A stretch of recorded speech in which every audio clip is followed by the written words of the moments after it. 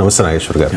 America అధ్యక్షుడు Donald Trump America గగనతల రక్షణ వ్యవస్థ కోసం ఒక గోల్డెన్ డోమ్ని నిర్మించేందుకు ప్రతిపాదించారు సార్. 3 years లోపులోనే ఈ రక్షణ వ్యవస్థను ఏర్పాటు చేసుకునేందుకు ప్రయత్నాలు చేస్తూ ఉన్నారు. ఇంతకీ గోల్డెన్ డోమ్ అంటే ఏంటి సార్?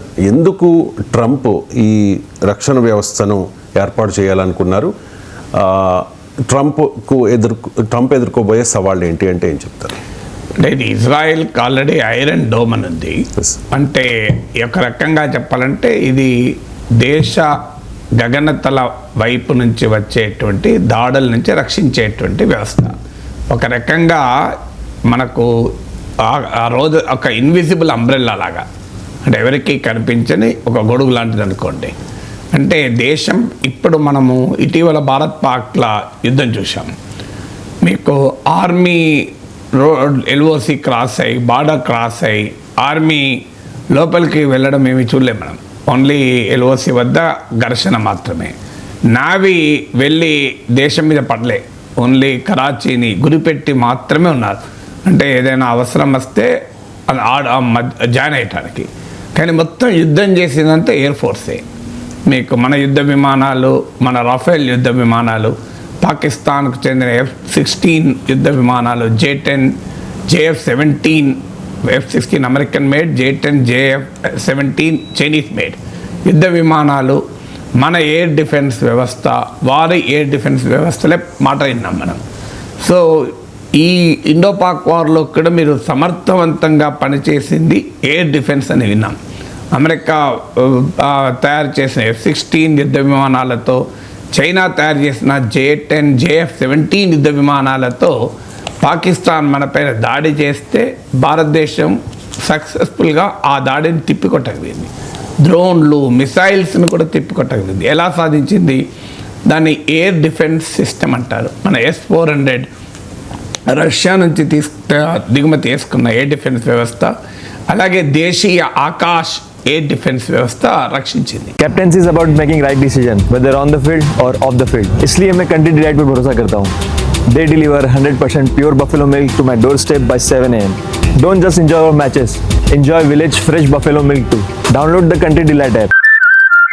అదే పాకిస్తాన్ వద్ద చైనీస్ ఎయిర్ డిఫెన్స్ ఉంటే దాన్ని మనం ఛేదించి పాకిస్తాన్ ఎయిర్ బేస్లను కూడా అటాక్ చేయాలి. మన BrahMos missile Chinese made air డిఫెన్స్ను కూడా ఛేదించి నూర్ఖాన్ ఎయిర్ బేస్ని ధ్వంసం చేసింది. సో ఈ వార్లో మనకు ఎక్స్పీరియన్స్ ఏంటి? Air force, air defence. అంటే యుద్ధంలో ఎయిర్ ఫోర్సే క్లీనక్క పాత్ర పోషించవుద్ది. బార్డర్ అండ్ ఎయిర్ ఫేర్ మొత్తం మీకు గగనతలం వైపు నుంచే జరుగుతుంది. గ్రౌండ్ ఒకప్పుడు మనకు రాజుల కాలంలో రాజ్యాల మీదకి సైన్యము దండయాత్రగా వచ్చారు. ఇప్పుడు సైన్యం దండయాత్రగా రారు. ఇప్పుడంతా ఆకాశ వీధిన గగనతలంలోనే యుద్ధాలు జరుగుతాయి. ఈవెన్ పూర్వకాలంలో కూడా మీరు గమనించారు, విలువిద్యనే చాలా ఎక్కువ ఉండే పవర్ఫుల్గా. సో అలా గగనతల యుద్ధంగా మారిపోతుంది. ఈవెన్ నిన్న మావోయిస్టుల పైన జరిగిన దాడిలో కూడా ప్రభుత్వం డ్రోన్లను, హెలికాప్టర్లతో సర్వేలెన్స్ చేసింది. సో అందువల్ల ఈ డోమ్ అనే ఆలోచన ఎందుకు వస్తుందంటే మారిన వార్ఫేర్ అనే అంటే మారిన యుద్ధ స్వభావం నుంచి వస్తుంది. ఇది మన ఇండో పాక్ వారే కాదు, ఇజ్రాయిల్, ఇరాన్ల మధ్య ఘర్షణ చూసాం. ఇరాన్ నుంచి వచ్చిన క్షిపణులన్నిటినీ, హిజ్బుల్లా నుంచి వచ్చిన క్షిపణులను, హూతీ వదిలిన రాకెట్లను, వీటన్నిటినీ కూడా ఇజ్రాయిల్ ఎయిర్ డిఫెన్స్ వ్యవస్థ అయినటువంటి ఐరన్ డోమ్ ఆ దేశంపైకి రాకుండా చాలా మట్టుకు ఆపింది. కొన్ని మాత్రమే టెల్ అవీవ్లో, ఇతర చోట్ల పడ్డాయి. సో అందువల్ల ఈ ఎగ్జాంపుల్ మనకి ఏం చేస్తుంది? రాబోయే కాలం అంతా గగనతల యుద్ధం, అంటే ఆకాశ వీధి నుంచే యుద్ధం వస్తుంది, స్కైస్ నుంచి వార్ వస్తుంది. దీన్ని ప్రొటెక్ట్ చేసే వ్యవస్థలే ఎయిర్ డిఫెన్స్ వ్యవస్థ. అంటే దాడి చేసటానికి మన పైకి వస్తున్న మిసైల్స్ను, డ్రోన్లను, రాకెట్లను ముందుగానే గుర్తించి ఇంటర్సెప్ట్ చేసి వాటిని జామ్ చేయడము లేదా డిస్ట్రాయ్ చేయడము.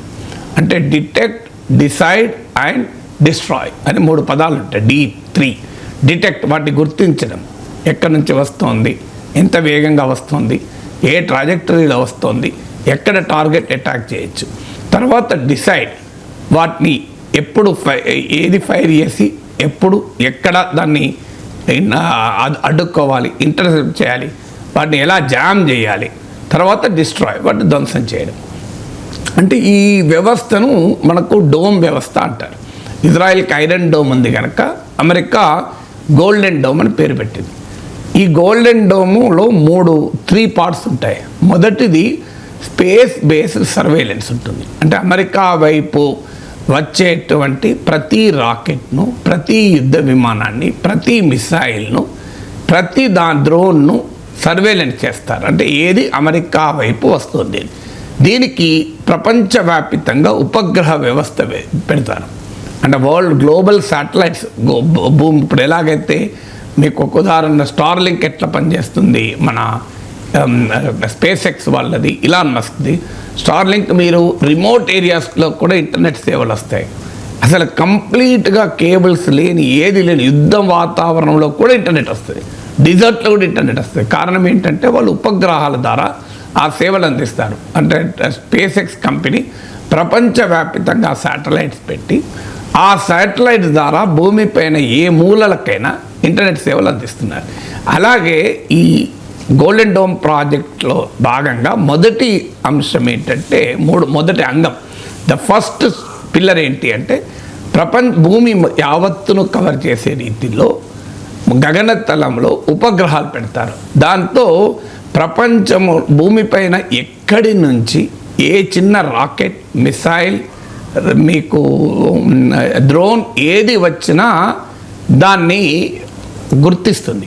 ఇక ఈ ఎయిర్ డిఫెన్స్ కూడా ఛేదించి వెళ్ళేటివి కూడా ఉంటాయి. ఇప్పుడు పాకిస్తాన్ ఎయిర్ డిఫెన్స్ను ఛేదించి పాక్ రేడార్లను కూడా గుర్తించకుండా మన బ్రహ్మోస్ మిసైల్ వెళ్ళి కొట్టేసింది. సో అది వేరే విషయం. కానీ మొదటి డైమెన్షన్ ఏంటంటే ఈ స్పేస్ అంతా కవర్ చేసే శాటిలైట్స్. రెండవది గ్రౌండ్ పైన గగనతలంలో మిసైల్స్ పెడతారు. అంటే మిసైల్స్ కావచ్చు, లేజర్ కూడా ఇవాళ వెపన్గా వాడుతున్నారు. సో మిసైల్స్, లేజర్ వెపన్స్ గగనతలంలో మోహరించి ఉంటాయి. అంటే ఎప్పుడైతే శాటిలైట్ ఇంకో పలానా రాకెట్ అమెరికా మీదకి దూసుకొస్తుంది, పలానా మిసైల్ దూసుకొస్తుంది అని గుర్తించడంతోనే దాన్ని జామ్ చేసడానికో అటాక్ చేసడానికి క్లియర్గా మిసైలు భూమి మీదకి వెళ్ళి సిద్ధంగా ఉంటుంది, అమెరికా గడ్డ మీదకి వెళ్ళి గగనతలంలో కూడా సిద్ధంగా ఉంటుంది. ఇది రెండవది. అంటే space base, ground base, missile infrastructure. మూడవది అమెరికాలో వివిధ ప్రాంతాల్లో ఉండే ఆర్టిఫిషియల్ ఇంటెలిజెన్స్ కమాండ్ సెంటర్స్ ఉంటాయి, ఏఐ కమాండ్ సెంటర్స్. ఈ ఏఐ కమాండ్ సెంటర్స్ ఏం చేస్తాయంటే ఎప్పటికప్పుడు శాటిలైట్స్ పంపించే డేటాను, ఇతరత్రా డేటాను రియల్ టైంలో ఎనలైజ్ చేస్తూ ఎక్కడి నుంచి ఈ మిసైల్ వస్తోంది, ఏ ట్రాజెక్టరీలో వస్తోంది, అంటే ఏ మార్గం ద్వారా అమెరికా వైపు వస్తోంది, ఎంత వేగంగా వస్తోంది, ఎక్కడ అటాక్ చేయొచ్చు గుర్తించి దాన్ని ఎక్కడ కొడితే అది పడిపోతుందో చెప్తుంది. ఇది ఏఐ కమాండ్ సెంటర్స్. ఇటీవల మనం భారతదేశం కూడా ఆపరేషన్ సింధూర్లో ఏఐ వాడాం, డిఫెన్స్లో వాడాం, అఫెన్స్లో వాడాం. ఇప్పుడు రేడార్ యుద్ధ విమానాల్లో అమర్చినటువంటి రేడార్ లాంటి వ్యవస్థలు పాకిస్తాన్ ఎయిర్ డిఫెన్స్ వ్యవస్థలో ఉన్న ఎయిర్ డిఫెన్స్ వ్యవస్థను స్కాన్ చేసి ఆ వ్యవస్థ మళ్ళీ ఆర్టిఫిషియల్ ఇంటెలిజెన్స్ ద్వారా దాన్ని రియల్ టైంలో ఎనలైజ్ చేసి పైలట్లకు గైడెన్స్ ఇచ్చింది.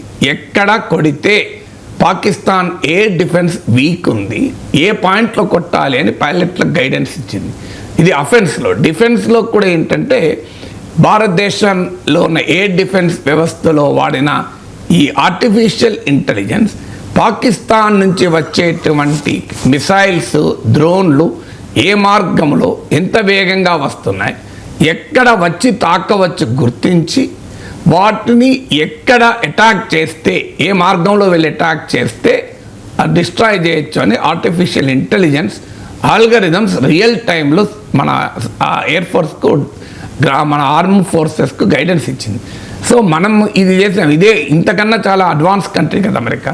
సో అందువల్ల ఏఐ కమాండ్ సెంటర్స్ 3. అంటే ఒకటి భూమి అంతా, గగనతలం అంతా కవర్ అయ్యేలా శాటిలైట్స్, 2 భూమిపైన ఆకాశాన ఉండే మిసైల్స్, 3 ఏఐ కమాండ్ సెంటర్స్. ఈ 3 రకాల వ్యవస్థ కలిపితే గోల్డెన్ డోమ్ అంటారు. అంటే ఒక రకంగా అమెరికా వైపు ఏది కూడా రాకుండా ట్రంపే చెప్పాడు, భూమి అటువైపు నుంచి వచ్చిన, అంటే అమెరికా ఇటువైపు ఉంటే ఇంకో వైపు నుంచి వచ్చినా కూడా ఏమీ చేయలేని పరిస్థితి. ఆఖరికి స్పేస్ నుంచి వచ్చిన, అంటే వేరే గ్రహం నుంచి కూడా అటాక్ వచ్చినా కూడా ఈ డిఫెన్స్ వ్యవస్థ కాపాడుతుంది అని. దీన్ని గోల్డెన్ డోమ్ అంటారు. మీరు అడిగిన మొదటి ప్రశ్న గోల్డెన్ డోమ్ అంటే ఏమిటి అని. ఇక రెండవది, ట్రంప్ ఎందుకు ఆలోచిస్తున్నాడు దీనికి? ట్రంప్ యొక్క స్వభావమే బోల్డ్, బిగ్, గ్లోబల్ హెడ్లైన్స్ను క్యాచ్ చేసేది, తన సొంత విజయంగా చెప్పుకునేది. చాలామంది సోకాల్ స్ట్రాంగ్ మెన్ లీడర్స్కి ఉండే లక్షణం ఏంటంటే భూమిపైన తాను చేసింది ఇంకెవరు చేయకూడదు, తనది ఒక గుర్తుగా ఉండాలి అంటూ ఉన్న భవనాలు కూలగొట్టి కొత్తవి కడుతుంటారు, ఇలాంటివన్నీ చేస్తుంటారు. That is a personality trait of strong men leaders. ఎక్కడన్నా ప్రపంచంలో చూడండి, చరిత్రలో చూడండి, స్ట్రాంగ్ మెన్ అని చెప్పుకునే లీడర్స్ ఎవరు కూడా ప్రజల జీవితాలని మార్పు చేయడం కన్నా కూడా ప్రభావం చూపడం, నా పేరు ఎప్పటికీ గుర్తుంచుకోవాలి, అలా చేయడం, ఇది వాళ్ళ లక్ష్యంగా ఉంటుంది. ట్రంప్ కూడా ఆ క్యారెక్టర్ ఉంది, ఆ పర్సనాలిటీ ఉంది, ఆయన సైకాలజీ అది. ట్రంప్ పొలిటికల్ సైకాలజీని ఎనలైజ్ చేస్తే ఆయనకున్న క్యారెక్టర్ అది. అందుకే విలేకరులో మాట అడిగారు ఇంట్రెస్టింగ్గా, ఇది మీకు ఎవరైనా సజెస్ట్ చేశారా అని అడిగారు. అడిగితే ఆయన ఏం చెప్పాడు తెలుసా సమాధానం? లేదు నాకే ఐడియా వచ్చింది, నేను చెప్తే వాళ్ళు దాని మీద అభిప్రాయం చెప్పారు అన్నాడు. So is an expert, so missile expert, space war expert. మరి అది నిజమా అంటే మళ్ళీ ఆయనే చెప్పిండు, రొనాల్డ్ రీగన్ మొదలుపెట్టిన దీన్ని నేను పూర్తి చేస్తున్నా అన్నాడు. మరి అంతకుముందు ఏమన్నాడు? నాకే ఐడియా వచ్చింది, నేను చెప్తే వాళ్ళు సలహాలు ఇచ్చారన్నాడు. నాకెవరు సలహా ఇవ్వలే, నాకే ఐడియా వచ్చి చెప్తే వాళ్ళు చెప్పారన్నాడు. మళ్ళీ వెంటనే ఇది రొనాల్డ్ రీగన్ ప్రారంభించిన దాన్ని మేము పూర్తి చేస్తున్నాం అన్నాడు. రెండింటికి రొనాల్డ్ రీగన్ ప్రారంభించింది నీ సలహా కాదు కదా, నిజం కూడా అదే. 200 ఇది కొత్తదేం కాదు ఐడియా. 1983లో రొనాల్డ్ రీగన్ ప్రెసిడెంట్గా ఉన్నప్పుడు ఇలాంటిది ఒకదాన్ని ఆలోచించారు, దాన్ని స్ట్రాటజిక్ డిఫెన్స్ ఇనిషియేటివ్ అన్నారు. అప్పుడు మనం పాపులర్గా అయిన పేరు స్టార్ వార్స్ అని. దానికి మీద $100 కోట్ల ఖర్చు పెట్టారు, మోడల్స్తో డిజైన్ తయారు చేశారు, పెద్ద చర్చ జరిగింది. చివరకు శాస్త్రవేత్తలు అనుమానాలు వ్యక్తం చేశారు, ప్రపంచం అంతటా దాని పట్ల వ్యతిరేకత వ్యక్తమైంది. ఇది మిలిటరైజేషన్ ఆఫ్ అవుటర్ స్పేస్ అంటారు, అంటే రోదసీని కూడా మీరు మిలిటరీకరణ చేస్తున్నారని. ఫైనల్గా ఆ ప్రాజెక్ట్ ముందుకు పోలే. 83లో రొనాల్డ్ రీగన్ ప్రతిపాదించింది, ఇప్పుడు మళ్ళీ ట్రంప్ ప్రతిపాదిస్తున్నాడు. So Trump loves big things, Trump loves bold things. Big బోల్డే కాదు, ట్రంప్కు అత్యంత ఇష్టమైనది బిజినెస్. సో ట్రంప్ మనమేమో దీంట్లో మిలిటరైజేషన్ ఆఫ్ అవుటర్ స్పేస్ చూస్తాం, ట్రంప్ దీనిలో అద్భుతమైన బిజినెస్ ఆపర్చునిటీ ఇస్తాడు. ట్రంప్ మీరు ఎక్కడైనా చూడండి ఆయన వ్యాపార కోణమే. అది రష్యా యుక్రెయిన్ వార్ అంటే ఉక్రెయిన్లో ఉన్న మినరల్స్ గురించి మాట్లాడతాడు, ఇండియా పాక్ ఘర్షణ అంటే ట్రేడ్ గురించి మాట్లాడతాడు. నేను ట్రేడ్ ఆపుతానంటే వాళ్ళు యుద్ధం ఆపారు, నేను యుద్ధం చేస్తే ఎక్కువ ట్రేడ్ ఇస్తానని అంటాడు. గాజాలో మానవ మారణహోమం జరుగుతుంటే దాన్ని రియల్ ఎస్టేట్ రిసార్ట్ అంటాడు, అందరినీ పంపించి. సో ట్రంప్ ఎక్కడ పక్కనున్న గ్రీన్లాండ్లో అక్కడున్న ఆయిల్, గ్యాస్, మినరల్స్ గురించి ఆలోచిస్తాడు. So Trump likes bold, big and more importantly business. So ఇందులో కూడా ట్రంప్ బిజినెసే. ఎందుకు? ఇది లక్షల కోట్ల డాలర్ల ఖర్చు. ఆల్రెడీ ట్రంపే అన్నాడు, many people are interested to fund అంటున్నాడు. చాలామంది డబ్బులు పెట్టడానికి. అంటే ఏంటి, డబ్బులు ఎందుకు పెడతారు? చారిటీకి కాదు, ఇన్వెస్ట్ చేస్తాను. ఎవరు ఇన్వెస్ట్ చేస్తారు? ఆయన అత్యంత సన్నిహిత మిత్రుడు ఇలాన్ మస్క్ ముందుకొచ్చారు ఆల్రెడీ. ఎందుకంటే ఇలాన్ మస్క్ స్పేస్ ఎక్స్ అనే కంపెనీ ఉంది, ఆల్రెడీ గగనతలంలో ఎక్స్పీరియన్స్ ఉంది. ఆయన స్టార్ లింక్ ఇంటర్నెట్ సర్వీసెస్కు ప్రపంచవ్యాప్తంగా భూమి మొత్తంని కవర్ చేశారు ఆ శాటిలైట్స్ని. సో ఆయన సర్వీసెస్ అందిస్తాను అని స్పేస్ ఎక్స్ ముందుకు వచ్చింది. అలాగే లాకీడ్ మార్టిన్ అని ఇలాంటి మిలిటరీ ఇండస్ట్రియల్ కాంప్లెక్సెస్ అమెరికన్ ఎకానమీని శాసించేటువంటి ఒక కీలకమైన వ్యవస్థ. అమెరికాలో ఇన్ఫర్మేషన్ టెక్నాలజీ కాదు, మిలిటరీ ఇండస్ట్రియల్ కాంప్లెక్స్. ఐజెన్హోవర్ అనే అమెరికా అధ్యక్షుడు 1960sలో అనుకుంటా, సబ్జెక్ట్ కరెక్షన్, వాడిన పదం ఇది, మిలిటరీ ఇండస్ట్రియల్ కాంప్లెక్సెస్. వాడుడే కాదు, వార్న్ చేశాడు కూడా. ఇది మిలిటరీ ఇండస్ట్రియల్ కాంప్లెక్సెస్ డెమోక్రటిక్ ప్రభుత్వాల పైన అవాంఛనీయమైన అన్వారంటెడ్ ఇన్ఫ్లుయెన్స్ చూపెట్టబోతోంది. చూపెడుతోంది. ఇది ప్రమాదకరమని హెచ్చరించాడు అమెరికన్ ప్రెసిడెంట్ ఐజెన్హోవర్. సో ఇప్పుడు సరిగ్గా అదే జరుగుతుంది. Trump sees a big business opportunity in it. So మీరు అడిగిన మొదటి ప్రశ్న గోల్డెన్ డోమ్ అంటే ఏంటి చెప్పాను. రెండవ ప్రశ్న గోల్డెన్ డోమ్ ట్రంప్ ఎందుకు ఆలోచిస్తున్నాడు చెప్పాను. ఇక మూడవది దీని సవాల్ ఏంటి. ఫస్ట్ ట్రంప్ ఏమంటాడు, ఇది 100% నియర్ 100% ఈ ప్రాజెక్ట్ సక్సెస్ అవుతుంది అంటున్నాడు. హిస్టరీ చెప్తోంది కాదని. ఎందుకంటే రొనాల్డ్ రీగన్ ప్రెసిడెంట్గా ఉన్నప్పుడే 1983లోనే నేను ఇంతకుముందు చెప్పినట్లు స్ట్రాటజిక్ డిఫెన్స్ ఇనిషియేటివ్ పేరిట మనం నిక్ నేమ్ స్టార్ వార్స్ అని విన్నాము. మొదలుపెట్టి దాన్ని $100 కోట్ల ఖర్చు పెట్టి డిజైన్లు మోడల్స్ రూపొందించి శాస్త్రవేత్తలు వదిలేశారు. సో అందువల్ల ఇది నియర్ 100% ట్రంప్ అంటున్నాడు. అది ఎవ్రీబడి స్కెప్టికల్ అవుతుందా కాదా అని. ఇక రెండవది ఇది ఎందుకు టెక్నికల్ ఫైనాన్షియల్ ఈ రెండు డైమెన్షన్స్ మనకు ఫీజిబిలిటీ కిందకి వస్తాయి. టెక్నికల్గా చూసినప్పుడు మళ్ళీ రెండు సవాళ్ళు వస్తాయి. మొదటి సవాల్ ఏంటంటే Israel iron dome, United states golden dome, ఈ రెండింటి మధ్య మనకు సైజ్ ఒకటి. ఎందుకంటే ఇప్పుడు ఇజ్రాయెల్ అయినా అమెరికా అయినా what is an dome. Dome అంటే ఏంటి, మనకు గోపురం. మన కామన్ మ్యాన్స్ భాషలో చెప్పాలంటే ఒక డోమ్ కవర్ చేయాలంటే ఆ ఏరియా మొత్తం కవర్ చేయాలి. ఇజ్రాయెల్ ఏరియా కవర్ చేయడం అంటే ఎంత, అమెరికా ఏరియా కవర్ చేయడం అంటే ఎంత. ఇజ్రాయిల్ టోటల్ వైశాల్యము 20,000 చదరపు కిలోమీటర్లు, 20,000 square kilometres. America is the third largest country in the world. ప్రపంచంలోనే 3వ అతిపెద్ద వైశాల్యం కలిగిన దేశం. రష్యా, కెనడా తర్వాత యునైటెడ్ స్టేట్స్ వస్తుంది. అమెరికా టోటల్ ఏరియా ఎంత అంటే 9.8 మిలియన్ స్క్వేర్ కిలోమీటర్స్, 98 లక్షల చదరపు కిలోమీటర్లు. ఎక్కడ 20,000 చదరపు కిలోమీటర్లు, ఎక్కడ 98 లక్షలు. 9.8 మిలియన్ స్క్వేర్ కిలోమీటర్స్ అంటే 98 lakh. కంపారిజన్ చూడండి, 20,000 square kilometres, 98 lakh square kilometres.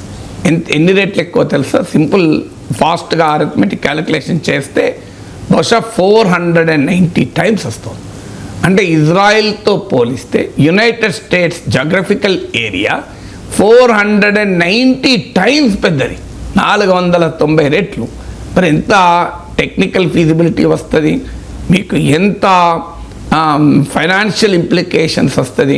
ఇప్పుడు మీ ఇల్లు 300 చదరపు గజాలు, 300 చదరపు గజాలకు ఒక గోపురం కట్టడం ఎంత ఖర్చు అవుతుంది?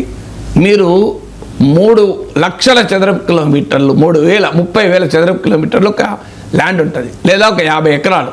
50 ఎకరాల్లో గోపురం కట్టాలంటే ఎంత అవుతుంది మీరు ఆలోచించండి. ఫైనాన్షియల్గా, టెక్నికల్గా ఎంత ఛాలెంజింగ్ టాస్కో చూడండి. అందువల్ల ఇది మొదటి డైమెన్షన్. ఇది టెక్నికల్ ఫీజిబిలిటీలో మొదటి డైమెన్షన్. ఇజ్రాయెల్తో పోలిస్తే 490 టైమ్స్ ఎక్కువ వైశాల్యం కలిగిన భూమి. ఇక రెండవ టెక్నికల్ ఛాలెంజ్ ఏంటంటే ఇది గగనతలములో మిసైల్స్ను, లేజర్ వెపన్స్ను మోహరించి ఉండాలి. ఇది ప్రపంచ దేశాల నుంచి తీవ్ర వ్యతిరేకత. రొనాల్డ్ రీగన్ ప్రెసిడెంట్గా ఉన్నప్పుడు స్ట్రాటజిక్ డిఫెన్స్ ఇనిషియేటివ్గా ప్రతిపాదించినప్పుడు కూడా, స్టార్ వార్స్గా పిలిచినప్పుడు కూడా తీవ్ర వ్యతిరేకత వచ్చింది. ఇప్పుడు ఆల్రెడీ చైనా, రష్యా తన ఆందోళన వ్యక్తం చేసింది. ఎందుకంటే ఇప్పుడు భూమిపైన నువ్వు మిసైల్స్ పెడితే పక్క దేశం మిసైల్స్ పెడుతుంది. ఇప్పుడు భారతదేశం అణుపరీక్ష జరిపింది, పాకిస్తాన్ అణుపరీక్ష జరిపింది. భారతదేశం మిసైల్ టెస్ట్ చేసింది, పాకిస్తాన్ మిసైల్ టెస్ట్ చేసింది, పక్కన చైనా మిసైల్ టెస్ట్ చేస్తే ఇండియా మిసైల్ టెస్ట్ చేసింది, నార్త్ కొరియా మిసైల్ టెస్ట్ చేస్తే మళ్ళీ పక్కన సౌత్ కొరియా చేస్తుంది. మనం కళ్ళారా చూస్తున్నాం కదా. ఎందుకంటే ఆటోమేటిక్గా గ్రౌండ్ పైనే మనం ఆర్మ్స్ రేస్ చూస్తున్నాం, ఆయుధ పోటీ చూస్తున్నాం. ఇది గగనతలములో ఆయుధ పోటీకి దారితీస్తుంది. అంటే space arms race in space దారితీస్తుంది. ఇది రోదసీ రంగాన్ని, గగనతలాన్ని మిలిటరైజ్ చేస్తుంది. అంటే భూమిపైననే ఘర్షణ కాదు, మొత్తం స్పేస్లో ఒక ఉద్రిక్త వాతావరణాన్ని కలిగి పెడుతుంది. ఇప్పుడు మనం రెండు దేశాల సరిహద్దుల్లో సైన్యాలు మోహరించి ఉంటే ఎలా అవుతుంది? ఇప్పుడు ఎల్ఓసికి అటు ఇటు భారీ ఎత్తున సైన్యాలను ఇండియా, పాకిస్తాన్ మోహరించి పెట్టింది అనుకోండి. అంటే దాన్ని ఏమంటారు, మనం ఆపరేషన్ పరాక్రమం చేశాం అంటే అది అలా సైన్యాలు మోహరించి ఉన్నంత సమయం ఉద్రిక్తత ఉంటుంది. ఇది యుద్ధ సమయంలో ఉండే ఉద్రిక్తతలు మనం అర్థం చేసుకోగలం. ఇప్పుడు అమెరికా ప్రతిపాదిస్తున్న గోల్డెన్ డోమ్ వల్ల 365 రోజులు కూడా యుద్ధ వాతావరణాన్ని తలపించేటువంటి ఉద్రిక్తత గగనతలంలో ఉంటుంది. ఎందుకంటే అమెరికా పెట్టుకుంటే మిగతా దేశాలు ఊరుకుంటాయా? చైనా ఊరుకుంటుందా? రష్యా ఊరుకుంటుందా? అమెరికా వల్ల తనకు సవాల్గా భావించే ఈ 2 దేశాలు ఊరుకోవు. భారతదేశం ఊరుకుంటే ఊరుకోవచ్చు, కానీ ఎందుకంటే మనకు అమెరికా సవాల్ కాదు, కానీ చైనా సవాల్ కదా, అమెరికా రష్యా సవాల్ కదా. మరి ఆ దేశాలు కాదు, Iran, north Korea, even Europe NATO నుంచి వచ్చిన ఒత్తిళ్లు చూస్తున్నాయి కదా. ఫ్రాన్స్, యూకే లాంటి వాళ్ళు అణ్వాయుధాలు కూడా తయారు చేసి పెట్టుకున్నారు కదా. ఇవాళ మిగతా యూరోపియన్ కంట్రీస్ కూడా మాకు న్యూక్లియర్ అంబ్రెలా ఎక్స్టెండ్ చేయమని ఫ్రాన్స్ని, యూకేని అడుగుతున్నాయి కదా. అందువల్ల ఇది మిలిటరైజేషన్ ఆఫ్ అవుటర్ స్పేస్కు దారి తీసి అంటే గగనతలము యుద్ధ భూమిగా మారుస్తుంది. సో ఇది టెక్నికల్గా వచ్చే మరో సమస్య. ఇక ఫైనాన్షియల్గా వచ్చినప్పుడు ట్రంప్ చెప్పేది దీనికి $175 బిలియన్ వస్తుంది అని. అంటే 15 లక్షల కోట్ల డాలర్లు. 15 లక్షల కోట్ల డాలర్లు అంటే మీరు ఆలోచించండి, ఇది ఇంతే ఉంటుందా? ఎట్టి పరిస్థితుల్లో ఉండదు. మీకు ఒక్క ఉదాహరణ చెప్తాను. ఇజ్రాయిల్ ఐరన్ డోమ్లో వాడే మిసైల్, ఐ థింక్ పేరు సరిగ్గా గుర్తు, టామర్ మిసైల్ అనుకుంటాను, వెరిఫై చేయాలి. బట్ ఇజ్రాయిల్ ఐరన్ డోమ్లో వాడే మిసైల్ ధర $50,000, $50,000. అంటే ఒక చిన్న రాకెట్ను కొట్టాలన్నా వాడే మిసైల్ కాస్ట్ $50,000. ఇప్పుడు ఎన్ని మిసైల్స్ వాడాలి? మీకు 98 lakh స్క్వేర్ కిలోమీటర్స్ ఏరియాను గగనతలం వైపు నుంచి కవర్ చేయాలి అంటే ఎన్ని లేజర్ వెపన్స్ వాడాలి, ఎన్ని మిసైల్స్ వాడాలి, గ్రౌండ్ మీద ఎన్ని వాడాలి, స్పేస్లు ఎన్ని వాడాలి? ఒక్క మిసైల్ కాస్ట్, అది కూడా ఇజ్రాయిల్లో, ఎందుకంటే ట్రంపే చెప్తున్నాడు ఇజ్రాయిల్ కన్నా మోర్ అడ్వాన్స్డ్ అమెరికా పెట్టే గోల్డెన్ డోమ్ అని. అంటే ఐరన్ డోమ్కే ఒక మిసైల్కు $50,000 అయితే గోల్డెన్ డోమ్లో వాడే మోస్ట్ మోడర్న్ మిసైల్స్కి ఎంత ఖర్చు అవుతుంది? అందువల్ల ఇది $15 lakh కాదు, ఇంకా చాలా ఎక్కువైతుంది. ఆల్రెడీ అమెరికన్ ఎకానమీ తీవ్రమైన ప్రెషర్లో ఉంది. నాకు గుర్తున్నంత వరకు American economy, America GDP $29 trillion. ఇప్పుడు మన ఇండియా జీడిపి అరౌండ్ $4 trillion. అంటే $1 trillion అంటే $1,00,000 కోట్ల. సో మన జీడిపి $4 trillion అయితే, subject to correction, America GDP $29 trillion. కానీ అమెరికా డెట్ ఎంత తెలుసా? $35-36 trillion. అంటే అమెరికా జీడిపి కన్నా గణనీయంగా ఎక్కువగా మీకు అమెరికా డెట్ ఉంది. ఆల్రెడీ అమెరికన్ డెట్ పెరుగుతున్న అమెరికా ప్రభుత్వ ఫెడరల్ డెఫిసిట్ కూడా 6.9% ఉంది. మీకు ఇది 9%కు మారుతుంది 2000 త్వరలో అని చెప్పి అంచనాలు వస్తున్నాయి. సో ఈ డెట్ పెరగడం వల్ల ప్రపంచంలో టాప్ రేటింగ్ ఏజెన్సీస్ అన్నీ అమెరికాకుండే సుప్రీం రేటింగ్ను తగ్గించాయి. ఈ రేటింగ్ ఏజెన్సీలు క్రెడిట్ వర్తీనెస్ అంటారు, అంటే ఆ దేశానికి అప్పు ఇవ్వచ్చా ఇవ్వకూడదా అని. అలా క్రెడిట్ రేటింగ్లు ఇచ్చే ఫిచ్, S&P అండ్ మీకు మూడీస్. S&P 2011లోనే అమెరికన్ క్రెడిట్ రేటింగ్ను తగ్గించారు, అంటే హైయెస్ట్ ఉండే ఇదో AAA అని. సో ఇప్పుడు తగ్గించారు. లేటెస్ట్గా మూడీస్ తగ్గించారు, ఫిచ్ తగ్గించింది. అందరూ చెప్పింది ఏంటి? భారీగా పెరుగుతున్న అమెరికా ఫెడరల్ డెఫిసిట్, అలాగే భారీగా పెరుగుతున్న అమెరికన్ డెట్, దీనివల్ల మేము అమెరికా ప్రభుత్వ రేటింగ్ను చరిత్రలో మొదటిసారి, అంటే ఇంతవరకు ఈ రేటింగ్లు స్టార్ట్ అయ్యి దాదాపు 100 ఏళ్ళు అయిందేమో, ఈ రేటింగ్ల చరిత్రలో మొదటిసారి అమెరికన్ క్రెడిట్ వర్తీనెస్, అంటే అమెరికాకు అప్పు ఇవ్వచ్చా లేదా, అప్పుకు అమెరికాకు అర్హత ఉందా లేదా అన్నదాన్ని top 3 rating agencies S&P, Fitch, Moody's 3 తగ్గించేశాయి. అయితే దీన్ని బట్టి అమెరికాకి ఏదో దివాలా తీస్తుందని కాదు, ఎందుకంటే అమెరికాకున్న స్ట్రెంత్ కూడా ఇదే మూడీస్ రేటింగ్ తగ్గిస్తూ కూడా చెప్పింది. స్ట్రెంత్ ఏంటి? American dollar is the reserve currency. ఇప్పటికీ కూడా ప్రపంచమంతా అమెరికన్ డాలర్లలోనే దాచుకుంటుంది తప్ప వేరే దాంట్లో దాచుకోదు. Even today America is a technologically supreme country, innovation country. అందువల్ల American size of the economy కూడా చాలా పెద్దది. నీకు ఆదాయం ఎక్కువ ఉంటే అప్పు ఎంతున్నా భరించగలుగుతావు, లోటు ఎంతున్నా భరించగలుగుతావు. 20,000 జీతం ఉన్నవాడు లోటు భరించలేడు, 20 లక్షల జీతం ఉన్నవాడు లోటు పెద్ద లెక్కే కాదు. అందువల్ల ఈ 3 కారణాలు, size of the economy, technological and innovative character of the American economy, American currency federal ప్రపంచవ్యాప్తంగా రిజర్వ్ కరెన్సీ అని అందరూ దాచుకునే కరెన్సీ వల్ల డాలర్కు డిమాండ్, ఈ 3 కారణాల రీత్యా అమెరికాకు అప్పిస్తే ప్రమాదం ఏమీ ఉండదు. బట్ స్టిల్ రేటింగ్ ఏజెన్సీలు తగ్గించాయి. ఇప్పుడు మరి ఈ ప్రాజెక్ట్ పెట్టుకుంటే 15 లక్షల కోట్ల డాలర్లని ఇప్పుడే $175 బిలియన్, లేటెస్ట్గా ఇనీషియల్ బడ్జెటే $25 బిలియన్, $2,500 కోట్ల డాలర్లు. ట్రంపే చెప్పాడు ఇప్పుడు కొత్త బిల్లులో $25 బిలియన్ మేము ఈ గోల్డెన్ డోమ్కే కేటాయిస్తున్నాం, అమెరికన్ కాంగ్రెస్ అనుమతి కోరుతున్నామని. సో అందువల్ల ఈ ఫైనాన్షియల్గా ఎంత బర్డెన్ అవుతుంది, టెక్నికల్ ఫీజిబిలిటీ ఏంటి, దీనికి ఉండే global implications, global geo political implications ఏంటి అనేది సవాళ్ళుగా ఉంటాయి. అబూజ్మడ్లో జరిగిన ఎన్కౌంటర్లో Maoist party supreme commander Nambala Keshava Rao మృతి చెందారు. ఏడాదిలోనే ఇప్పటివరకు 540 మందిని మావోయిస్టులు కోల్పోయారు సార్. ఏఓబి కమిటీ ఉనికినే కోల్పోయింది. సో ఈ ఆపరేషన్ మీద ప్రధాని మోదీ కూడా హర్షం వ్యక్తం చేశారు. ఇది భద్రతా బలగాల అద్భుత విజయం అంటూ కామెంట్ చేశారు. నక్సలిజం నిర్మూలనలో మైలురాయి అంటూ అమిత్ షా కామెంట్ చేసిన పరిస్థితి.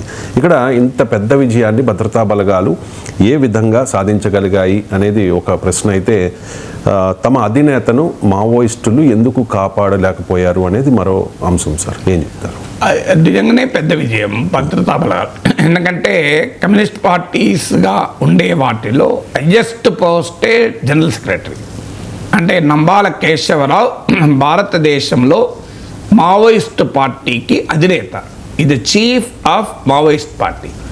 సో సర్వ సైన్యాధిపతినే కొట్టేసినట్లు. అంటే మావోయిస్ట్ పార్టీ చీఫ్నే భద్రతా బలగాలు ఎన్కౌంటర్ చేశాయి. ఇంతవరకు నక్సలిజం చరిత్రలో తమ అధినేతను కోల్పోవడం అనేది మొదటిసారి. ఎందుకంటే అధినేతను సహజంగానే ఎంత భద్రతా వలయంలో కాపాడుకుంటామని చూశాం కదా. నాకు అర్థం కావాల్సింటే మొదలు పీపుల్స్ పవర్గా ఏర్పడినప్పుడు కొండపల్లి సీతారామయ్య దీనికి నాయకుడు. ఆయన తొలగించి Muppala Lakshmanrao alias Ganapathy people's power chief అయ్యారు. గణపతి సారథ్యంలో ఉండగానే people's power group Maoist coordination centre MCC విలీనమై సిపిఐ మావోయిస్ట్గా ఏర్పడ్డాయి. సిపిఐ మావోయిస్ట్గా ఏర్పడ్డ తర్వాత కూడా, అంటే పీపుల్స్ పవర్గా 12 years, మావోయిస్ట్ పార్టీగా ఏర్పాటైన తర్వాత 13 years, టోటల్గా 25 years ముప్పాల లక్ష్మణరావు అలియాస్ గణపతే నాయకత్వం వహించాడు. 2017-18 ఆ ప్రాంతంలో ఆయన అనారోగ్యం వల్ల ఆయన బాధ్యతల నుంచి తప్పుకున్నాడు. ఆయన ప్లేస్లో నంబాల కేశవరావు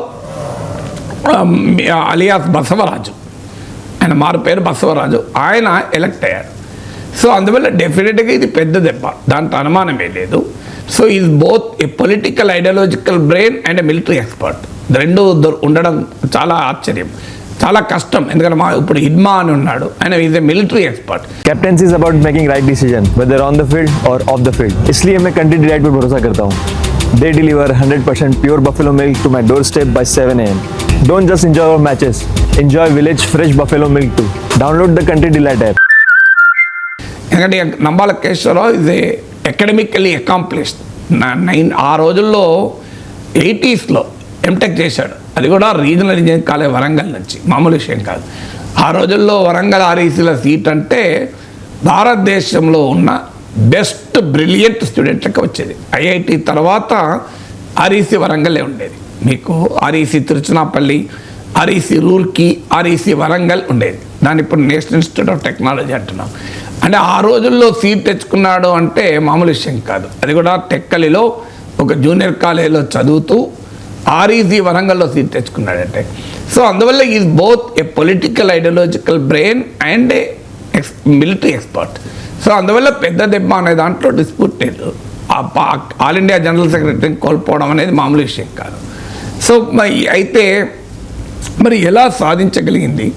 ఇప్పటికి కూడా మావోయిస్టులు సాయుధ తిరుగుబాటే మార్గమా, ఇంకా వేరే మార్గం లేదా అని ఆలోచించాల్సిన సమయం ఆసన్నమైంది. మాలాంటి వాళ్ళం చాలా కాలంగా చెప్తున్నాం. చాలా ప్రభుత్వం భావించినట్టు ఇది లా అండ్ ఆర్డర్ ప్రాబ్లం మాత్రమే కాదు, ఇట్స్ ఎ పొలిటికల్ ప్రాబ్లం, ఇది సామాజిక ఆర్థిక స్థితిగతుల నుంచి వచ్చింది. మీరు నక్సల్బరీ ఉద్యమం 1967లో బెంగాల్లోని తెరాయి ప్రాంతం, బెంగాల్లోని గిరిజన ప్రాంతాల నుంచి మొదలై శ్రీకాకుళం సాయుధ పోరాటంగా తర్వాత ఏర్పడి, తర్వాత తెలంగాణ, ఆంధ్ర, ఒరిస్సా బార్డర్, దండకారణ్య ఈ ప్రాంతం మొత్తం విస్తరించిన ఉద్యమానికి పునాది పేదరికం, అణచివేత, దోపిడీ, నికృష్టమైన పరిస్థితులు, భయంకరమైన భూస్వామ్య దోపిడీ, వీటి నుంచి పుట్టింది ఉద్యమం, కాదని ఎవరన్నారు. కానీ అప్పటికి ఇప్పటికీ పరిస్థితులు ఒకే రకంగా ఉన్నాయా? ఇది మావోయిస్టులకు కూడా పునరాలోచించుకోవాల్సిన సమయం ఇది. ఒకటి, నేచర్ ఆఫ్ వార్ఫేర్ మారిపోయింది. మావోయిస్టులు ఇప్పటికే ఐఈడీలతో, ల్యాండ్ మైన్లతో, క్రూడ్ బాంబులతో, రాకెట్లతో యుద్ధాలు చేస్తారు, కానీ గెరిల్లా యుద్ధం చేస్తారు. కానీ మీకు భద్రతా బలగాలకు ఒకప్పుడు గెరిల్లా యుద్ధాన్ని తట్టుకోవడం కష్టమయ్యేది, ఎందుకంటే మెరుపు దాడి చేసేవారు. ఆ టెరెన్ అంటే ఇప్పుడు ఇది బస్తా, నారాయణపూర్, బీజాపూర్, ఈ టెరెన్ చాలా అటవీ ప్రాంతము, కొండ ప్రాంతము. ఆ టెరెన్, ఆ భౌగోళిక నైసర్గిక స్వరూపము మావోయిస్టులకు పైచే ఇచ్చేది, నక్సలైట్లకు. ఎందుకంటే ఆ అడవులు, ఇప్పుడు ఈ కర్రగుట్ట గుహల్లో కూడా మనం కొండల్లో చూసాం.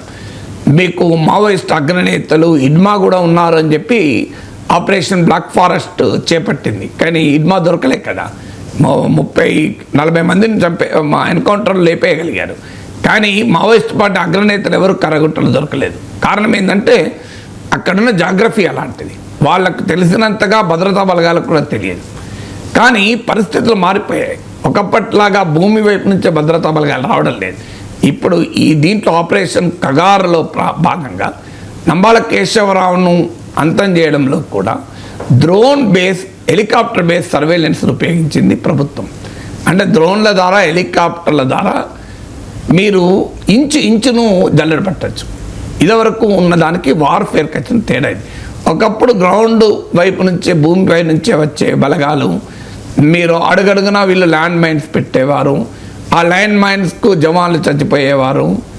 మా కర్రగుట్టలో కూడా అలాగే ల్యాండ్ మైన్స్ పెట్టి స్థానికులకు ముందే హెచ్చరించారు మావోయిస్టులు, మేము ల్యాండ్ మైన్స్ పెట్టాం, ఈ ఏరియా అంతా భద్రతా బలగాలు రాకుండా మీరు ఇటువైపు రాకండి అని. కానీ ఇప్పుడు అలా కాదు పరిస్థితి. మీరు గ్రౌండ్ వైపు నుంచి వచ్చి మీరు ఎక్కడ ఉన్నారో తెలుసుకోవడం కాదు, హ్యూమన్ ఇంటెలిజెన్స్ దాకా అవసరం లేదు. Drone base surveillance, helicopter surveillance మనం ఇండోపాక్ వార్లో చూశాం కదా, అలాంటి ఎయిర్ బేస్ సర్వేలెన్స్ను ఉపయోగిస్తున్నారు. ఒక ఉదాహరణ చెప్తున్నాను. అంటే మావోయిస్టుల యుద్ధ తంత్రానికి, మావోయిస్టులకు ఉన్న ఆయుధ సామర్థ్యానికి, భారత రాజ్యానికి, ఇండియన్ స్టేట్ ఉన్న మిలిటరీ కేపబిలిటీస్ మధ్య ఇంత తేడా వచ్చింది. అంతకుముందు కొండ ప్రాంతాలు, అటవీ ప్రాంతాలు, చాలా సంక్లిష్టమైన భౌగోళిక నైసర్గిక స్వరూపం, complex geography, complex topography guerrilla యుద్ధంలో ఉండే అడ్వాంటేజ్ని ఇచ్చింది. కానీ ఇప్పుడు ఆ అడ్వాంటేజ్ లేదు. ఇప్పుడు గెరిల్లా యుద్ధానికి ఉండే అడ్వాంటేజ్ లేదు. కారణం ఏంటంటే ఇవాళ స్పేస్ బేస్డ్ సర్వేలెన్స్ వచ్చేసింది. సో ఇది మొదటి ఛాలెంజ్. రెండవ, ఈ వార్ఫేర్లో ఉండే మీకు అసిమెట్రీ ఆఫ్ వార్ఫేర్. యుద్ధంలో ఎప్పుడు కూడా అంచనా వేయాల్సింది అసిమెట్రీ ఉందా, అంటే ఆ సమతుల్యత ఉందా. ఇలా మన పాకిస్తాన్ పైన ఎందుకు సాధించగలిగాం? There is an asymmetry of arm forces. పాకిస్తాన్కున్న ఆయుధ శక్తితో పోలిస్తే భారతదేశం చాలా సుపీరియర్. అందువల్ల ఇవాళ మావోయిస్టులు కూడా ఆలోచించాల్సింది రాజ్యానికి ఉన్న ఆయుధ శక్తి ఎంత, తమకున్న పోరాట శక్తి ఎంత, ఇన్ టర్మ్స్ ఆఫ్ వెపన్స్ కానీ, ఇన్ టర్మ్స్ ఆఫ్ సర్వేలెన్స్ కానీ, ఇన్ టర్మ్స్ ఆఫ్ ఇంటెలిజెన్స్ కానీ. ఇలా ఉపగ్రహాలతో ఇంటెలిజెన్స్ సేకరించే స్థితిలో రాజ్యం ఉంది. మావోయిస్టులకు ఉన్నదా ఆ కేపబిలిటీ? ఈ మారిన అసిమెట్రీ ఆఫ్ వార్ఫేర్ను మావోయిస్టులు గుర్తించలేకపోతున్నారు. అంటే మేము ఇంకా గెలుస్తాము, ఇంకా తుపాకీ కొట్టడం ద్వారా రాజ్యాధికారాన్ని సాధిస్తాం, సాయుధ పోరాటం ద్వారా ఈ కంప్రడార్ బుర్జువా అంటారు, అంటే దళారీ బుర్జువా రాజ్య వ్యవస్థను కూలుస్తాం. So they have to rethink. This is not the time. Asymmetry of warfare మీకు ఒక్క ఉదాహరణ చెప్పాను నేను. మీకు ఇలాంటి ఉదాహరణలు చాలా చెప్పగలుగుతాను. ఇప్పుడు కనెక్టివిటీ పెరిగింది. ఒకప్పుడు ఏంటంటే ఈ ప్రాంతాలకు రోడ్లు ఉండేవి కావు, టెలికమ్యూనికేషన్ ఇన్ఫ్రాస్ట్రక్చర్ ఉండేది కాదు. సో వారికి అప్పుడు ఉదాహరణకు ఒక చోట మావోయిస్టులు ఉన్నారు అంటే అక్కడికి వెళ్ళాలి అంటే 20 గంటలు పట్టేది, 10 గంటలు పట్టేది. అది ఛాలెంజ్ ఉండేది. ఇప్పుడు అలా లేదు పరిస్థితి. ఇప్పుడు అప్పుడు అందుకే మీరు ఒక టెలిఫోన్ టవర్ పెడతా అంటే నక్సలైట్లు పేల్చేవారు, రోడ్డు వేసే కాంట్రాక్టర్లను బెదిరించేవారు. ఎందుకు? ఈ కనెక్టివిటీ పెరిగితే తమ జాడల్ని సెక్యూరిటీ ఫోర్సెస్ ఈజీగా పట్టుకుంటాయని. కానీ ఇవాళ ఆ ప్రాబ్లం లేదు. ఇవాళ శాటిలైట్స్ పెట్టి స్టార్లింక్ వాడు భద్రతా బలగాలకైనా కనెక్టివిటీ ఇవ్వగలుగుతాడు, మావోయిస్టులకైనా కనెక్టివిటీ ఇవ్వగలుగుతాడు. సో అందువల్ల ఇవాళ జామర్స్ వచ్చాయి, టెక్నాలజీ మారిపోయింది. ఇలా రోడ్ కనెక్టివిటీ పెరిగింది, టెలికనెక్టివిటీ పెరిగింది, శాటిలైట్ బేస్డ్ టెలికనెక్టివిటీ వచ్చేసింది. అందువల్ల అసిమెట్రీ వార్ఫేర్ మావోయిస్టులు గుర్తించాల్సిన మొదటి అంశం ఏంటంటే రాజ్యానికి ఉండే సాయుధ శక్తి ముందు మావోయిస్టుల సాయుధ శక్తి గెరిల్లా యుద్ధతంత్రానికి ఉండే advantage, complex geography and topography నుంచి ఉండే అడ్వాంటేజ్ కాస్త ఇప్పుడు లేదు. ఇక రెండవది సోషాలజీ. ప్రజలు కూడా మారిపోయారు. ఒకప్పట్లాగా ఐడియాలజికల్ కమిట్మెంటు, ఒకప్పట్లాగా తమ నమ్మిన సిద్ధాంతానికి ప్రాణాలైనా అర్పించగలిగే పరిస్థితుల్లో సమాజం ఉందా? ఇవాళ చూడండి మీరు, ఒకప్పుడు అర్బన్ బేసెస్ పెద్ద షెల్టర్ జోన్స్గా మావోయిస్టులకు ఉపయోగపడేది. మీరు హైదరాబాద్ లాంటి సిటీలో కూడా అక్కడ ఇక్కడ మావోయిస్టులకు షెల్టర్ జోన్స్ ఉండేవి. సో రాత్రిపూట మావోయిస్టులు వచ్చి మీటింగ్ పెట్టుకొని వెళ్ళిపోయి తెల్లారి తెలిసేది పోలీసులు వచ్చారు. మా యూనివర్సిటీలో కూడా మేము చూసాం. అట్లా పలానా హాస్టల్లో పలానా రూమ్లో మీటింగ్ అయింది అని తెల్లారి వచ్చే సమాచారం వీళ్ళకు. అప్పటికప్పుడు పరిగెత్తుకుంటూ పోలీసు వచ్చారు, అడెవరు ఉండేది కాదు. So we seen that. అలాంటి షెల్టర్ జోన్స్ ఇప్పుడు లేరు. అర్బన్ ఏరియాస్లో ఇప్పుడు మావోయిస్టు సానుభూతి పనులు లేరు. ఈవెన్ ఆదివాసుల్లో కూడా ఎంత సానుభూతి ఉందనేది క్వశ్చన్. ఇప్పటికీ జంగల్ జమీన్ పైన పోరాడచ్చు, కానీ ఒకప్పట్లాగా సమాజం కూడా లేదు, ప్రజలు కూడా లేదు. సో సమాజంలో మనం చూస్తున్నాం కదా ఏ రకమైన పోస్ట్ లిబరలైజేషన్ సోషాలజీ అంటారు. అంటే మార్కెట్ ఎకానమీ వచ్చాక ప్రతిదీ డబ్బుతో సాధించేటువంటి స్వభావం సమాజంలో పెరుగుతుంది. అందువల్ల ఇవాళ హ్యూమన్ ఇంటెలిజెన్స్ కూడా పెరిగిపోతుంది ప్రభుత్వానికి. సో అందువల్ల సమాజంలో ఆ పోరాడే శక్తి ఇవాళ మీరు చూడండి, ఒకప్పుడు ఒక సమస్య ఉంటే 10,000 మంది రోడ్డు మీదకి వచ్చేవారు. ఇవాళ 10,000 మంది సమస్య మీద వస్తున్నారా? వనభోజనాలు పెడితే కులం తరఫున వస్తారు, కానీ ఒక ప్రజలకు చైతన్యం కలిగించే ఒక సభ పెడతా వస్తున్నారా? అంటే ప్రజలకు చైతన్యమే మారిపోయింది. ఒక పెద్ద స్వామీజీ వస్తాడంటే 10,000 మంది వస్తారు, కానీ ఒక పెద్ద పోరాట చైతన్యాన్ని కలిపే మీటింగ్ అంటే 5,000 మంది 10,000 మంది వస్తున్నారా? అందువల్ల సమాజంలో వచ్చినటువంటి ఈ మార్పును కూడా గుర్తించాలి. మూడవది అంతర్జాతీయ పరిస్థితులు. మీకు ఒకప్పట్లాగా వియత్నాం విప్లవము, క్యూబా విప్లవాలు అలాంటి వాతావరణం ప్రపంచంలో లేదు. ఇవాళ ప్రపంచంలో మీకు లాటిన్ అమెరికా నుంచి మొదలుకొని ఆసియా ఖండం వరకు వామపక్ష అతివాద ఉద్యమాలన్నీ తీవ్రమైన ప్రతికూల ఒత్తిడిని ఎదుర్కొన్నది. మీకు ఫిలిప్పీన్స్ నుంచి ఇండోనేషియా, మీరు ప్రపంచం అంతా చూడండి, కమ్యూనిస్టులను ఊచకొత్త కోశారు. అందువల్ల ఇప్పుడు సాయుధ పోరాటం అంటే ప్రపంచం కూడా రెడీగా లేదు. అందువల్ల they have to understand the change thing. నేను ఉదాహరణ, నేపాల్ మావోయిస్టులు ఆయుధాలు వదిలేశారు. శ్రీలంకలో ఎల్టీటీ అంత బలమైన శక్తి. అఫ్కోర్స్ అది మావోయిస్టులతో పోలిక లేదు ఐడియాలజికల్గా, కానీ మిలిటరీగా బలమైన శక్తి కదా. అలాంటి శ్రీలంకన్ స్టేటే దాన్ని అంతం చేయగలిగింది. అందువల్ల మారిన అంతర్జాతీయ పరిస్థితులు పరిణామాలను కూడా మావోయిస్టులు గుర్తించాలి. ఇప్పుడు మీరు ఇంకా అడవుల్లో, కొండల్లో, గుట్టల్లో గెరిల్లా యుద్ధంతో దేశంలో విప్లవం తెస్తామంటే ఐ డోంట్ థింక్ ఇప్పుడున్న మారిన పరిస్థితులు సాధ్యం కాదు. జంగల్ జమీన్ అని మావోయిస్టుల పోరాటానికి ఆ కారణాలు ఉండొచ్చు, సామాజిక ఆర్థిక స్థితులు. అందువల్ల ఇవాళటి పరిస్థితుల్లో విస్తృత ప్రజా సమీకరణ ద్వారా మాత్రమే పోరాడగలుగుతారు. పెద్ద ఎత్తున ప్రజలు సమీకరించగలగాలి. అలా మావోయిస్ట్ సాయుధ పోరాటం చేసేవారికి అవకాశం ఉండదు కదా. అందువల్ల Maoist have to rethink. So భద్రతా బలగాలు ఎందుకు విజయం సాధించాలంటే what is wrong with the Maoist tactics అనేది ఆలోచించాలి కదా అనేది. ఆపరేషన్ సింధూర్పై తెలంగాణ ముఖ్యమంత్రి రేవంత్ రెడ్డి కొన్ని విమర్శలు చేశారు సార్, కొన్ని అనుమానాలు కూడా వ్యక్తం చేశారు. ట్రంప్ ఒత్తిడికి లొంగిపోయి మోదీ యుద్ధాన్ని ఆపేశారు అని చెప్పేసి, పాక్కి గుణపాఠం చెప్పకుండా వెనకడుగు వేసింది కేంద్రము అని చెప్పి. అండ్ ఇందిరా అప్పుడు 1971లో అమెరికా పెత్తనాన్ని తిరస్కరించారు అనే విషయాన్ని కూడా రేవంత్ రెడ్డి ప్రస్తావించారు. ఒకసారి బైక్ ప్లే చేయండి. తర్వాత కూడా ఈ దేశంలో తీవ్రవాద అంశం ప్రస్తావనకు వచ్చిన ఈ దేశం మీద పక్క దేశాలు దాడి చెయ్యాలనుకున్నప్పుడు తీవ్రవాదుల ముసుగులో, అంతర్జాతీయ ఉగ్రవాదుల ముసుగులో ఈ దేశ పౌరుల మీద దాడి చేసినప్పుడు వాళ్ళని నిర్మూలించడంలో శ్రీమతి ఇందిరాగాంధీ గారే మనకు ఆదర్శం. ఈనాడు మరొక్కసారి ఒక బలమైన నాయకత్వం, ఉక్కు మహిళను దేశ ప్రజలందరూ, దేశ ప్రజలే కాదు ప్రపంచం ఈరోజు వారిని గుర్తు చేసుకున్నారు. ఆనాడు పాకిస్తాన్ మీద యుద్ధం జరిగినప్పుడు అమెరికన్ ప్రెసిడెంట్ శ్రీమతి ఇందిరాగాంధీ గారికి అమెరికాలో సూచన చేసి మేము మధ్యవర్తిత్వం వహిస్తాము అని చెప్పి, మీరు యుద్ధాన్ని ఆపాలి అని చెప్పినప్పుడు విస్పష్టంగా మీకు తెల్ల రంగున్నది కదా అని చెప్పి మా మీద పెత్తనం చెయ్యాలనుకుంటే భారతదేశం సహించదు. మా దేశం యొక్క సమస్యను, మా భద్రతను మేమే కాపాడుకోగలుగుతాం, మా దేశాన్ని మేము రక్షించుకోగలుగుతాం, మాకెవ్వరి సూచనలు, ఎవరి మధ్యవర్తిత్వం అవసరం లేదని విస్పష్టంగా ఆనాడు శ్రీమతి ఇందిరాగాంధీ గారు చెప్పడం జరిగింది.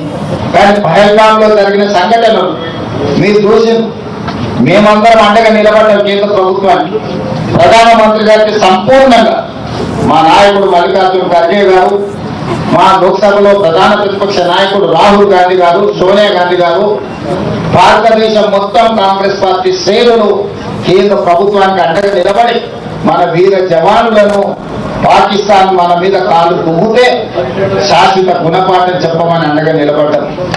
దురదృష్టవశాత్తు కేంద్ర ప్రభుత్వం వెనుకడుగు వేసింది, వచ్చిన అవకాశాన్ని సద్వినియోగం చేసుకోకుండా. అమెరికా ప్రెసిడెంట్ ఒత్తిడి తీసుకొచ్చినా, నేను యుద్ధాన్ని ఆపినా, లేకపోతే ఆర్థిక ప్రయోజనాలు నేను దెబ్బతీస్తాను బెదిరిస్తే భారతదేశం లొంగిపోయిందని చెప్పి ట్రంప్ ప్రకటించే పరిస్థితి వచ్చిందనంటే ఈ దేశంలో నడుస్తున్న ప్రభుత్వం ట్రంప్ ఒత్తిడికి లొంగిపోయిందని విస్పష్టంగా ఈరోజు ప్రజలు భావించవలసిన పరిస్థితి. రైట్, పాక్కి గుణపాఠం చెప్పే అవకాశం వచ్చినా మోదీ వెనకడిగేశారు అనే అభిప్రాయం ఉంది అనేది రేవంత్ రెడ్డి వాదన. సార్ ఏమంటారు? సో అంటే ట్రంప్కు మోడీ లొంగిపోయాడు అని రేవంత్ రెడ్డి విమర్శించలే, ప్రజల్లో ఆ భావన ఉంది అన్నాడు. ఇక్కడ రెండింటికి చాలా తేడా ఉంది. లొంగిపోయాడు అని ఆరోపించడం వేరు, ప్రజల్లో భావన ఉంది అనడం వేరు. రెండింటి మీద చాలా తేడా ఉంది. ప్రజల్లో భావన ఉన్నమాట నిజం. ఇది ప్రజల్లో ప్రతిపక్షాలని ఫాలో అయ్యే ప్రజలు కాదు, మోడీని అభిమానించి బీజేపీని అభిమానించే ప్రజల్లోనే ఈ భావన ఎక్కుంది. మీరు సోషల్ మీడియాలో చూడండి, మీకు సింపుల్ ఎగ్జాంపుల్ చెప్తాను. నా అనుభవం యూట్యూబ్లో ఆపరేషన్ సింధూర్ తర్వాత కాల్పుల విరమణ సరైందే అంటే వ్యూస్ రావడం లేదు. కాల్పుల విరమణ పైన క్వశ్చన్ రైజ్ చేస్తే వ్యూస్ వస్తున్నాయి. అంటే ప్రజల మూడేంటో దీన్ని బట్టి అర్థమవుతుంది కదా అని చెప్పి నేను కాల్పుల విరమణ సరైనది కాదు అని అనను. వ్యూస్ కొరకు మన స్టాండ్ ఉండద్దు కదా. నేను డే 1 చెప్తున్నా, కాల్పుల విరమణ అనేది ప్రభుత్వం తీసుకున్న ఒక వ్యూహాత్మక నిర్ణయం. ఖచ్చితంగా ఆ నిర్ణయం ప్రభుత్వానికి ఉన్న అండర్స్టాండింగ్తో చేసింది, దాన్ని మనం సమర్థించాలి అన్న. Never oppose cease fire. కానీ ప్రశ్నలు ఉన్నాయన్నమాట నిజం, దానికి ఆన్సర్ చెప్పాల్సిన అవసరం ఉన్నమాట నిజం. ప్రజల్లో అయితే బాగుంది, సామాన్య ప్రజల్లో ఉంది. మనకు యూట్యూబ్లో కామెంట్లు చూస్తే అర్థమైతే సామాన్య ప్రజల భావన ఏంటని. సామాన్య సోషల్ మీడియాలో మీరు చూడండి, యూట్యూబ్ పక్క పెట్టండి, సోషల్ మీడియాలో ఏం చర్చ జరుగుతుందో ఒక్కసారి చూడండి. బీజేపీ అనుకూల వాట్సాప్ గ్రూపులో ఏం చర్చ జరుగుతుందో చూడండి. అందరిలోనూ అనుమానం ఉంది. అంటే రేవంత్ రెడ్డి కాంగ్రెస్ పార్టీ నేత గనక ఆయన లొంగిపోయాడు అన్న పదాలు వాడచ్చు, లేదు కొంతమంది రాజీ పడ్డాడు, ఇంకా కావాలంటే ట్రంప్ ఒత్తిడి వల్ల కాంగ్రెస్ నాయకుడు రేవంత్ రెడ్డి కనుక ట్రంప్ బెదిరిస్తే అన్న పదం వాడాడు. పదాల్లో తేడా ఉండొచ్చు, బెదిరించడము, లొంగిపోవడము అని కాంగ్రెస్ నాయకుడు వాడతాడు. సామాన్యంగా మోడీని అభిమానించే వాళ్ళు ఆ పదాలు వాడకపోవచ్చు, కానీ ఎక్కడో చోట ఏదో సంథింగ్ అది హ్యాపెన్. ఎందుకు ఇంత అకస్మాత్తుగా ఆపుతారు? 3 రోజుల్లో కాన్ఫ్లిక్ట్ ఆగిపోతుందా? ఇది ఎవరో ప్రజలు కాదు, వ్యూహాత్మక ఎక్స్పర్ట్స్. నేను ఎగ్జాంపుల్ కూడా చెప్పాను, ప్రొఫెసర్ బ్రహ్మాచలాని దేశంలో అతిపెద్ద స్ట్రాటజిక్ ఎక్స్పర్ట్స్లో ఒకరు. ఆయన కూడా అన్నాడు ఇట్లాంటి కాన్ఫ్లిక్ట్స్ ఎప్పుడు 3 రోజుల్లో 4 రోజులు ఆగవు అని. సడన్గా ఆగిపోయాయి. 3-4 డేస్లో క్లియర్గా భారతదేశానికి స్ట్రాటజిక్ అప్పర్ హ్యాండ్ వచ్చింది. ఇది ప్రభుత్వం చెప్తోంది, మళ్ళీ వేరేటోళ్ళు చెప్పడం లేదు. మన ప్రభుత్వము, మిలిటరీ, ఆర్మ్ ఫోర్సెస్, ప్రెస్ కాన్ఫరెన్స్లు అన్నీ మీరు చూడండి.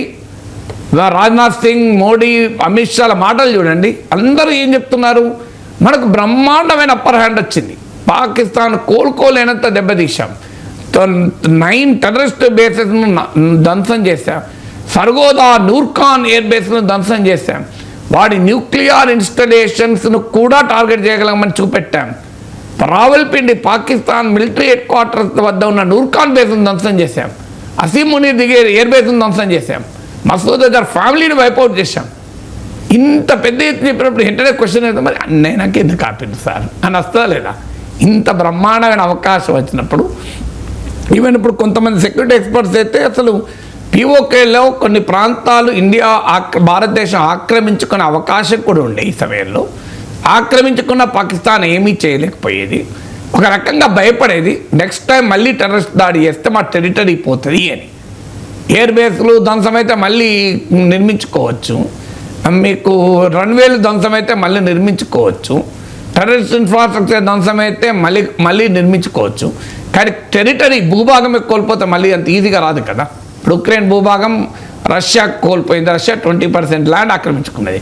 ఇలా ఉక్రెయిన్ చర్చలు కూడా ట్రంప్ ఏమంటున్నాడు, వదిలేయమంటున్నాడు, ఏదైనా వదిలేయని అది మర్చిపోనట్టలేడా? ఇప్పుడు మనం పాక్ ఆక్రమిత కాశ్మీర్ కోల్పోయి ఇన్ని దశాబ్దాలను తెచ్చుకోలేకపోతున్నాం కదా. అందువల్ల కొంత టెరిటరీని కూడా ఆక్రమించుకోండు. భరత్ కర్నాడ్ అని ఇది one of the prominent security experts, security wise అని ఆయన బ్లాగ్ కూడా ఉంటుంది, మీరు గూగుల్లో కొట్టినా వస్తుంది. భరత్ కర్నాడ్ ఆన్ ఆపరేషన్ సింధూర్ అని, లేదా ఆయన వెబ్సైట్ సెక్యూరిటీ వైజ్కి వెళ్ళండి, దొరుకుతుంది.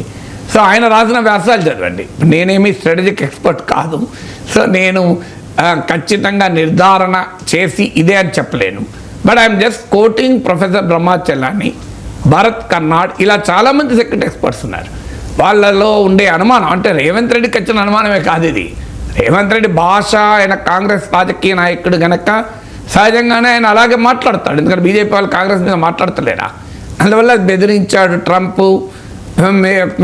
మోడీ లొంగిపోయాడన్న భావన ఉందని కొద్దిగా జాగ్రత్తగా మాట్లాడాడు, ప్రజల్లో భావన ఉంది అని. అందువల్ల ఇది సెక్యూరిటీ ఎక్స్పర్ట్స్లో కూడా అనుమానం ఉంది, ప్రజల్లో భావన కాదు. సెక్యూరిటీ ఎక్స్పర్ట్ల అనుమానం ఉంది, మోడీని అభిమానించే ప్రజల్లో అనుమానం ఉంది. ఎందుకు ట్రంప్ రిపీటెడ్గా అసెప్ట్ చేసుకుంటాడు, ఒక్కసారి కాదు 10 సార్లు అన్నాడు ఇప్పటికీ. పోనీ ట్రంప్ ఏదో మావరిక్ అంటాడని, ఇంతవరకు మోడీ మాట్లాడతలేడు.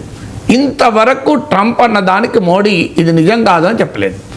జయశంకర్ కొన్ని రోజుల తర్వాత మెల్లగా మాట్లాడాడు అప్పటికి. So Indian response to Trump ఏం మీరు గమనించండి, ఎక్కడా లేదు. అంటే ట్రంప్ అన్నప్పుడు జయశంకర్ కాదు కదా రిప్లై ఇవ్వాల్సింది, మోడీ ఇవ్వాలి కదా. దాన్ని డైరెక్ట్గానో ఇండైరెక్ట్గానో చెప్పాలి కదా. ఆయన ఎక్కడా చెప్పలేదు, చెప్తాడు కదా. మోడీ ద వండర్ఫుల్ కమ్యూనికేటర్, ఎందుకు చెప్పడం లేదు?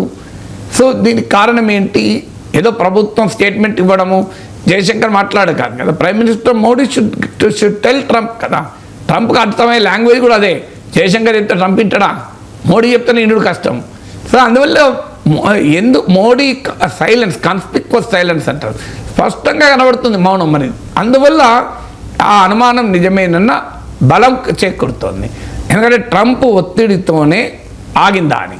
ఎందుకంటే భారతదేశం వ్యతిరేకించి కోరుకునే కానివి పాకిస్తాన్ కోరుకునే పనులు జరుగుతున్నాయి. కాశ్మీర్ ఇంటర్నేషనలైజ్ అవుతుంది, పాకిస్తాన్ ఇండియాను కలిపి హైఫనేట్ చేస్తున్నారు. చాలా క్లియర్గా కనబడుతుంది పాకిస్తాన్కి వచ్చినటువంటి అడ్వాంటేజ్ ఇది. సో ఇది ఎందుకు వచ్చింది? యుద్ధ భూమిలో మనకు అడ్వాంటేజ్ ఉంది, ఫీల్డ్ మీద మనం అప్పర్ హ్యాండ్ సాధించాం. పాకిస్తాన్ న్యూక్లియర్ బ్లాక్మెయిల్ కూడా బ్లఫ్ అని ప్రైమ్ మినిస్టర్ అన్నట్టు నిరూపించాం. పాక్ దగ్గర అణ్వాయుధాలు ఉన్నా వాడు ఏం చేయలేదు. ఇదివరకు ఎప్పుడైనా మనకు ఒకటే భయం మన దగ్గర ఉండేది, వాడు దుర్మార్గుడు, వాడు మనం చంపి వాడు చచ్చడానికైనా రెడీ ఉంటాడు, అందువల్ల వాడు అణ్వాయుధాలు వేస్తాడు బాధ్యతారహితంగా అని మనకు ఒక్క అనుమానం ఉండే. అది కూడా నిజం కాదని నిరూపించింది కదా ఈ ఆపరేషన్ సింధూర్. మరి ప్రాబ్లం ఏంటి? ఎందుకు మనం వదిలేసుకున్నాము? ఇంకో 4 రోజులు 4 నెలలు యుద్ధం చేయమని ఎవరు అంటలేరు. దానికి ఏమంటున్నారు? మరొక్కసారి తీవ్రవాద దాడి జరిగితే ఇక వినాశమే అంటే మరొక్కసారి ఎందుకు ఇంకో వెయిట్ చేయాలి, ఇంకో దాడి జరగటానికి ఇంకో 30 మంది కోల్పోవాలా? యూరీ తర్వాత సర్జికల్ స్ట్రైక్ జరిపాం, అయినా వాడు పుల్వామా జరిపాడు. పుల్వామా తర్వాత బాలకోట్ స్ట్రైక్ జరిపినాం, అయినా వాడు పహల్గాం జరిపాం. Why should we wait for 1 more? మీరు రాజ్నాథ్ సింగ్ స్టేట్మెంట్ చూడండి, అవరే బాహరే ఇంకొకసారి కనుక మాపై దాడి చేస్తే ఇంకొకసారి ఎందుకు దాడి చేయాలి? ఇదే అర్థం కాదు. తర్వాత బీజేపీ నాయకులు ఇంకో వాళ్ళని కాళ్ళ బేరానికి వచ్చాడు, బతిన్లాడాడు, కాళ్ళు మొక్కాడు. కాళ్ళు బేరానికి వస్తే వదిలేస్తావా?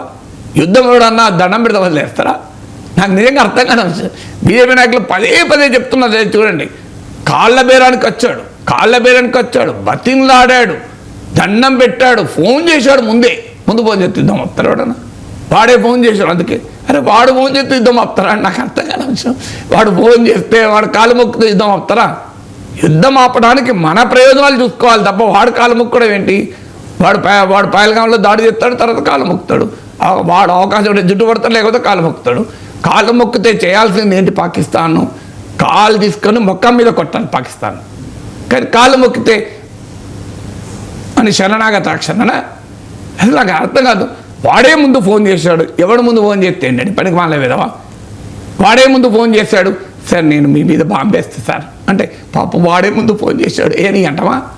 అసలు నాకు వాడు ముందు ఫోన్ చేస్తే ఎవడు ముందు ఫోన్ చేస్తేంది? వాడు ముందు ఫోన్ చేశాడు, కాళ్ళ బేరానికి వచ్చాడు, దండం పెట్టాడు, బతిన్లాడాడు.